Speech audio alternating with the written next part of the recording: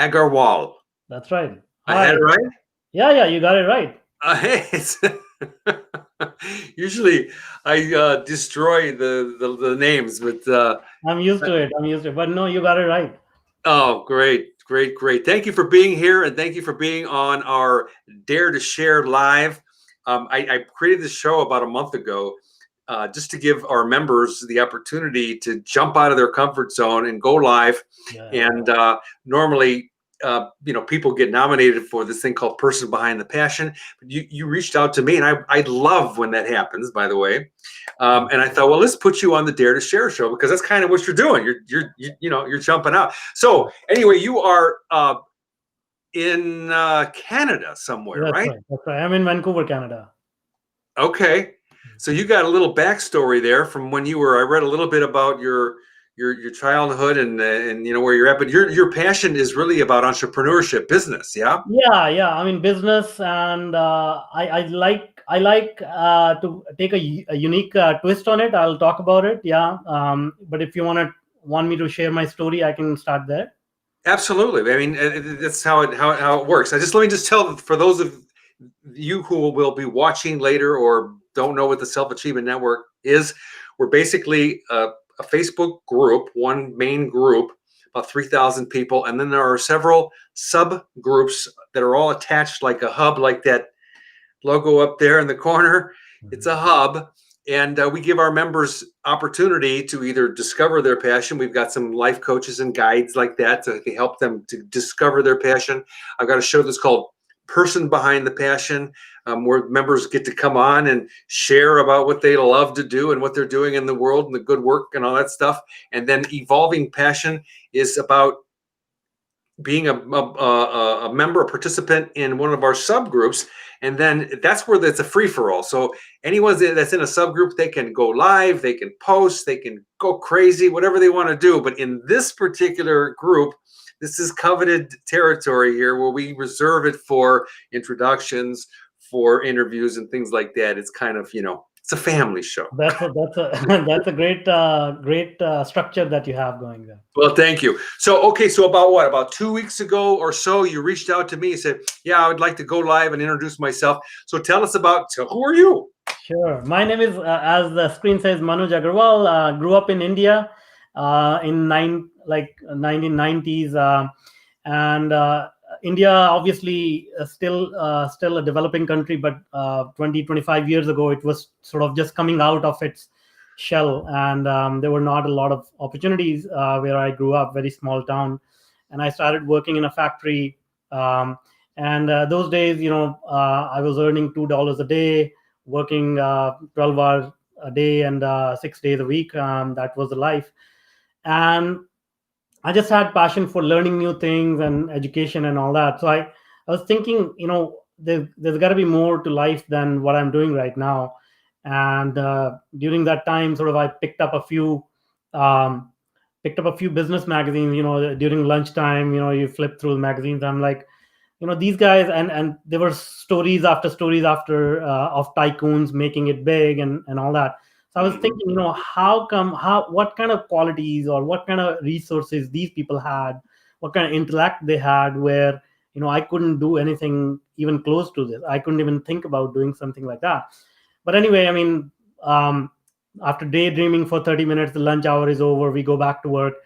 But then that sort of urge stuck in my mind, and through some luck, just fluke, I enrolled myself into a computer programming institute, and I just fell in love with computers. The first year I tried it, I didn't have enough money to pay for it, so I sort of spent my whole year saving and doing a whole bunch of crazy things, which some of them I'm not too proud of, to collect the Yeah. money to enroll next year. And I enrolled, and then just sort of found my passion for programming. And I used to spend hours and hours, like, I used to beg for, like, they used to have shared time for computers, so you can get like your personal computer there. So I Yeah. had to beg and borrow others to lend me their time so I could practice. And then I got good at it. I moved over to Canada. And then I started working with some startups. This was early .com era, and there was lots of crazy ideas floating around. Anybody who could launch a website could be a millionaire next week. And for me, it was very new, like new country, new language, new everything. And I started working with the startup, and they went on to become like, that was sort of like the predecessor of Amazon. And the guy who launched the company, he was offered $600 million in the first year, and he said no. So, but anyway, like after 2 years, .com bust happened, and everything sort of fell apart. And then I remember. yeah, and then I got a job with another startup in New York, and September 11th happened. Again, everything fell apart. So I was like, this job security thing people talk about, it doesn't seem like a really good thing. Wait a minute, wait. You're not bad luck or anything, okay? No, no, because that is the key thing. When you go through these experiences, you think this is bad luck, but eventually it turns out, it's life is pushing you towards your calling, right? So I took up consulting, I took up entrepreneurship, because I thought, like, if I'm gonna do this every year anyways, might as well do it for myself rather than for other people. Sure. And then I went into consulting. I was doing pretty much a similar work, like consulting with startups, but now I was doing it on my own terms, and I started working with many startups, but I also started working with large corporations like Microsoft and Pearson. So they had their own startup projects within those corporations. And then I got 4 patents in artificial intelligence, worked with some amazing people, and then eventually launched my own courses. Now I'm teaching about 175,000 students across the world. Wow. And yeah, we're working on some really cool projects, helping entrepreneurs, helping businesses, even Fortune 500 companies, get their messaging right, get their operations right. Obviously, my core strength is technology, so anything to do with automation and technology, we help. Wait a minute, you said 175,000 people? Yeah. Congratulations, that's awesome. Thanks. It really is a true self-achievement. Yeah. No, I mean, I one thing I know is how to scale businesses. So once I know something that works, I know how to scale it very rapidly, very quickly. I'm all ears. That's my story. I think that we have a lot of members here that they're going to want to hear more. Sure. Yeah. I mean, go ahead. Like, do you want to ask me any specific questions, or? Well, okay. So there you are. You have your consultancy, and you are working with startups. So tell us the process. Somebody reaches out to you and says, "Hey, Manuj, I have an idea." What happens next? Sure. So this is where when people talk to me, I run into 2 types of people. Either they are really surprised, they are really they take my feedback positively, they implement it. But most people, they get really pissed off because what I tell them is totally against the convention, or what people think building a business is all about. So particularly in the tech startup world, Silicon Valley and media has created this notion that in order to build a startup, you need to raise money, you need to like go into Silicon Valley, pay these big leases, and all this stuff. And zero emphasis on customers, zero emphasis on what the people want, zero emphasis on product. So what has happened is, a lot of almost daily I get like 4 or 5 inbound messages talking to them about a brilliant idea they have, and they just want to raise $2 million in order to get to the next level and bring this idea that'll change the world. And then I say, okay, how much time have you spent talking to people about this idea? How much market research have you done? No, I don't need that. I know this is going to work because I know this is the best idea ever. And I'm like, okay, I have a best idea. What do you think about this idea? Will you invest in this company? No. I don't want to invest in anything else but my idea. So I'm like, if you think somebody else's best idea is not worth investing, and you have not done any research, why do you expect that somebody else will be willing to invest in your idea? Exactly. Right. So that's a misconception that most people have. is that they think their ideas are so good that people should be lining up to invest in them. Whereas the right way to do about this is not to drink your own Kool-Aid, but go ahead and talk to several people, at least 20 people a day. That's my mantra. I tell them, talk to them, It's a say, lot of okay, people. yeah, this is my idea. Talk to them about what benefits it can provide you, how it can change their lives, whether it can save them money, whether it can make them money, whether it can save them time, because those are the three things people care about. Apart from the softer side, which is like feeling good about themselves and leaving a legacy and whatnot. Sure. And then ask an important question: will you pay for this? And and that's, if you get a yeses there, then if you get even $1 out of their pocket for your idea, that's a valid idea, and then we will talk, right? Hmm. So that's the first step in figuring out whether a business is viable or not. And the next thing is, once you have figured out the viability, uh, since millennia, people have built businesses by saving their own money, raising a little bit of money from friends and family. Silicon Valley has created this whole thing about you raise capital, go to venture capitalists, and you raise capital. That's the first step. That's totally wrong. I have worked with numerous venture capitalists. I know how they work. Nothing against them, but at the end of the day, they are just placing bets. They're just buying Hmm. lottery tickets for a little bit of money and seeing which lottery ticket will work. Right. And at the end of the day, when they buy the lottery ticket, it comes with a whole bunch of load on your shoulders, the founder, to prove it to them that you are worthy of their investment, even Hmm. though they may not know diddly squat about your company or your industry. But since they come with the money, they always have an opinion, and their opinion is not always in line with what your vision is, because their goal is to get their money out as quickly as possible. The founder's Hmm. goal could be to leave a legacy for their kids, or to help the whole world, whatever it is. So I always tell them, before you raise money, consider the fact that if you take somebody's money, that is the loss of your freedom. And entrepreneurship mostly is about freedom. So Hmm. you got to think about all these things before you take the next step. And then finally, it's like, once you have a viable idea, why do you want to raise money? Like, you've got the golden ticket now. So figure out how to make a little bit of money, build revenue, recurring revenue, and then go to the investors, because now the investors will be lining up, because now you have a proven business model which is working, which is producing revenue. That is the point when you may want to consider raising money. But if you've come that far, I don't even recommend going to the investors even at that point. Just keep growing your business organically. Hmm. Interesting. Wow. It sounds easy, I've always heard the same thing about going to Silicon Valley. I have a very good friend that did the same thing, and he's back in Dallas about 4 years later.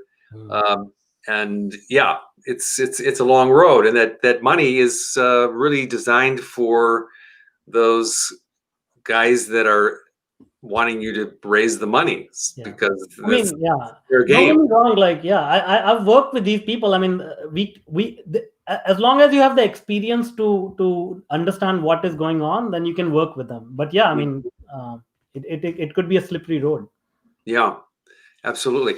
Tell me a little bit about Tetra Noodle and Interget. Yeah. Interget? So Tata Noodle is my company, the consulting company I was talking about. Yeah.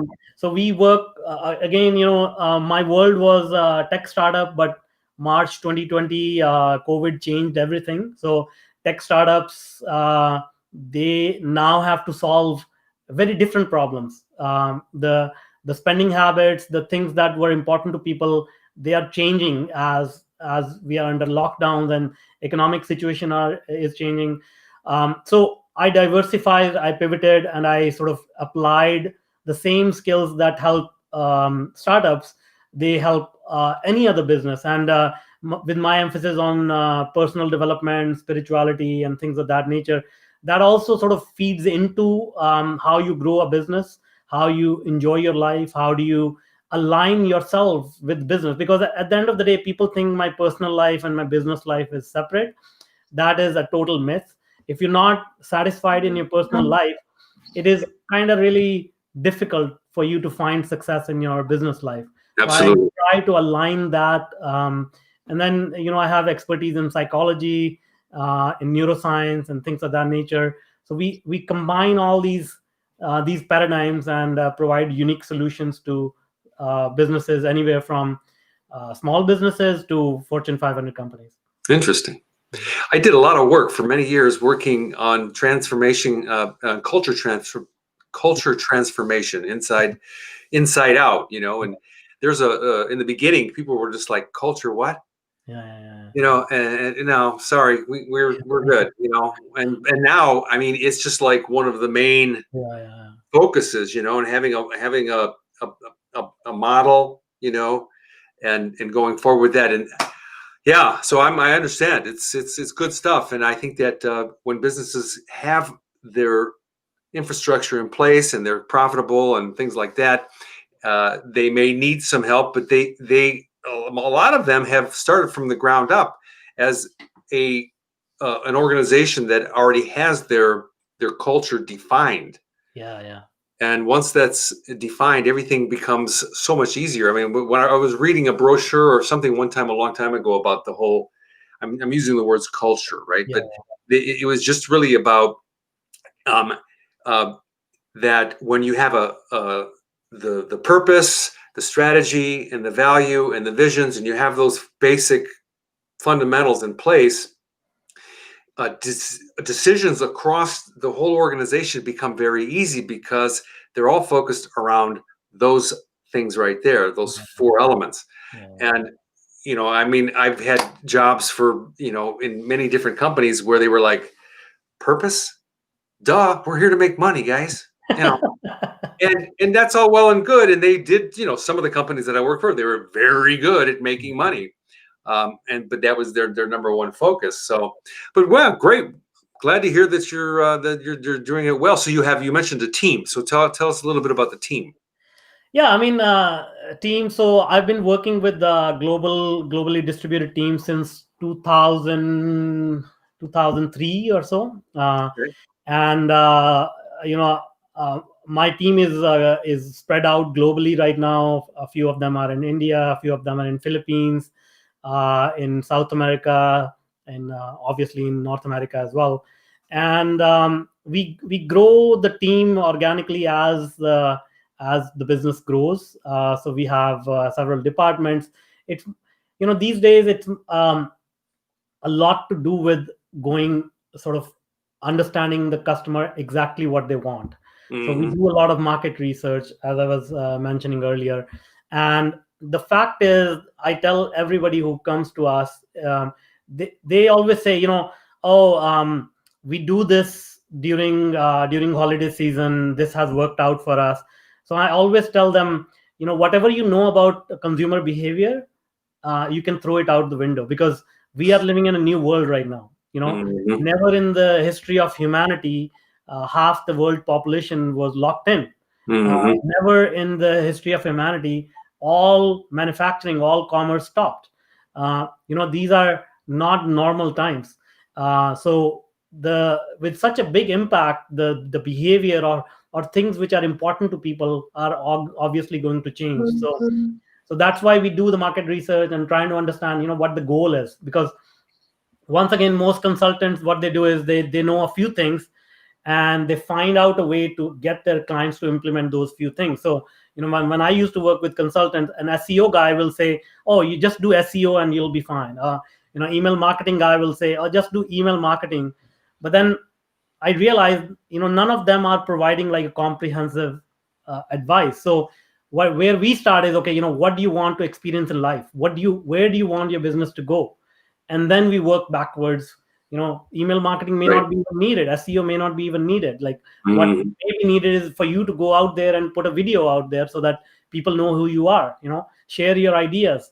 So that's how we work, and we try to get them closer to their goal, rather than sort of checking off things on a checklist.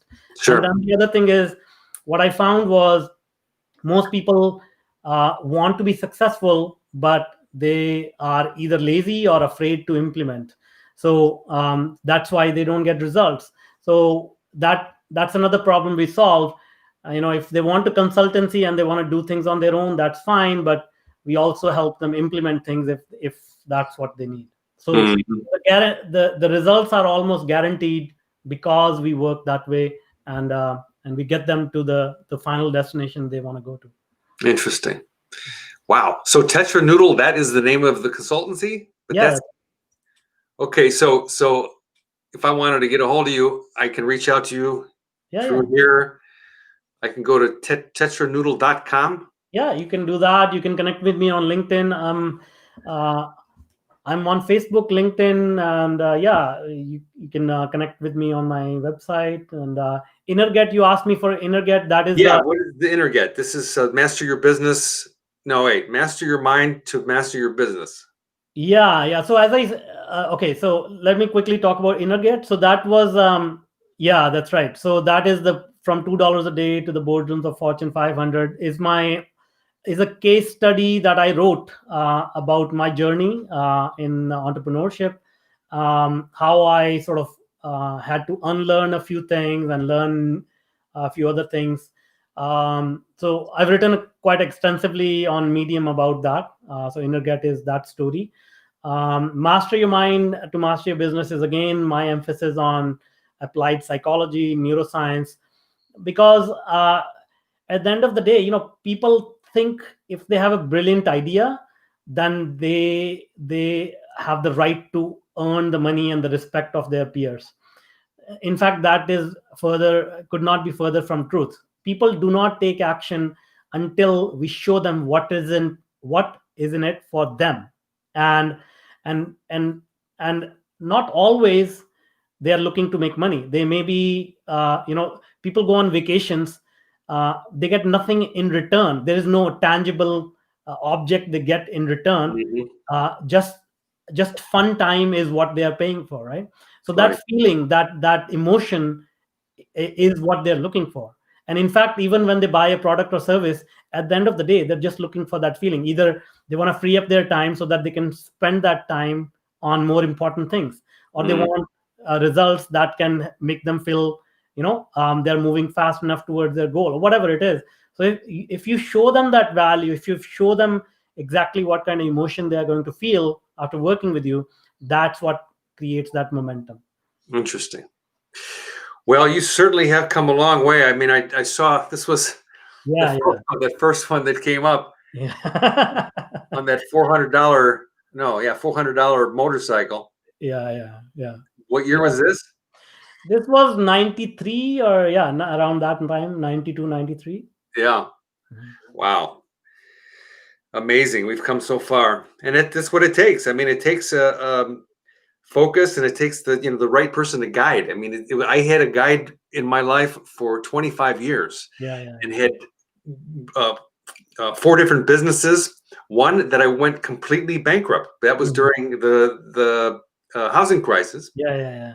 Had two uh, health clubs that were booming. I mean, Uh-huh. we didn't have enough room, Uh-huh. and in a matter of I was on a cruise, okay, in the Mediterranean, all over the place, and I'm hearing this housing thing going on. I'm like, what's going on? I get home, and in a matter of 2 months, we lost about 40% of our members, and the checkbook was like, Yeah. and there was nothing we could do. I mean, it was people were bailing out because they were so in fear about we had a solid business, but I mean, so I went through emotional hell, right? However, recovered with all the lessons that we learned and everything, we came out even Yeah. Exactly. exponentially better. What are these awards here? You look like you've Yeah, mostly in academics. I was not too much into sports. Maybe one or two are sports related, but mostly academics. okay. Yeah. You're pretty young here. Yeah. You actually had hair. Oh yeah. You know what? All my uncles, my dad, my granddad, they are bald. So I knew this was going to happen. So I was desperately trying to experience the hair on, like, different hairstyles, and I was desperately trying many hair products. Eventually, I found out they actually backfired. I actually sped up the process by doing it all. So, but it's, as you said, like all challenges lead to exponential growth. So I'm much happier now that I don't have to, worry about this anymore. You don't have to worry about it. I just got my hair cut. Okay, you can see my little tail here, Yeah. but it was down all the way down to here. Wow. This is my COVID style, right? It grew like 6, 8 inches, whatever, in over the time, and finally, I'm just like, sweetheart, I'm getting it cut today. I don't care what. So when I was thinking, I mean, the next time I get it cut, it'll be like this. Yeah. Right. Yeah. But I got there and I was just like, oh, maybe I should just leave it and ease into it. Yeah. No, it's hair is a sensitive topic for me, so I can go for days on that. Yeah. Yeah. Oh, that's great. Wow. You're I love what you're doing, man. It's good stuff. People need to hear these kinds of things so that they can, move forward into their life and their business with a clear mind, asking these tough questions. And I've said it for many years. You ask easy questions and you get easy answers and nothing really happens. But you ask those tough questions, like, are you ready to invest in this one over here? Yeah. Let's see the dollar. Show me the money. Yeah. That's where it comes down. And it gets tough because when you're a startup, where's the budget? So it's like digging out of your own pocket. Okay, well. Yeah. Most startup founders I have found, they are actually not looking to make money. They are looking to feel accomplished, that they have built something. Yeah. And they forget that a business is not going to be sustainable. They get excited about the technology, they get excited about the product that they have built, but they forget to think about revenue. Mm-hmm. Wow. Well, definitely come back and we'll talk about some more, in-depth stuff. One of the things that, like, I always tell people, and this is certainly true for me, I mean, it's also about credibility. Mm-hmm. Because anybody can say, hey, swipe up and get my 32-page PDF that's going to transform your business, and all this other stuff. And how many people do you know that they paid money for something and they're just like, it didn't work, or when it was like, it's just not that great. And I'm not saying that there are not products out there that are not great. There are.